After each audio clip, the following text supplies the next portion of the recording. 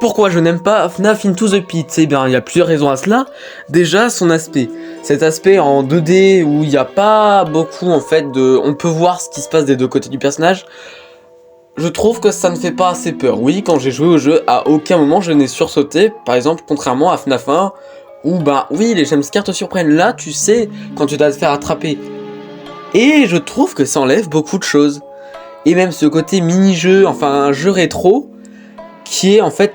On a essayé de trop le faire en mode rétro et je trouve qu'il y a plus ce charme en fait. Alors oui, dans FNAF, l'histoire est beaucoup racontée de cette manière, mais là, comme le fait que le jeu soit que fait en cette manière, ça me perturbe. J'avoue vraiment, quand j'ai joué au jeu, je croyais que c'était un fan game. C'est un peu comme FNAF World. Je trouve que ce jeu n'a pas la même... Comment dire, le même goût que les autres jeux FNAF. Et quand vous critiquez par exemple FNAF Security Breach, Ruine, je précise, hein, parce que moi non plus je n'aime pas FNAF Security Breach 1. Mais quand vous critiquez Ruine, je ne comprends pas, parce que pour moi ce jeu il était bien. Il y avait des passages où on ne savait pas ce qui allait se passer, puisqu'on était dans les décombres du Pizzaplex. Et c'est pour ça que je n'aime pas FNAF Into the Pit. Il a pas assez d'histoire à mon goût, et puis même, je vous l'ai déjà dit, je n'aime pas spécialement l'histoire des livres, donc voilà.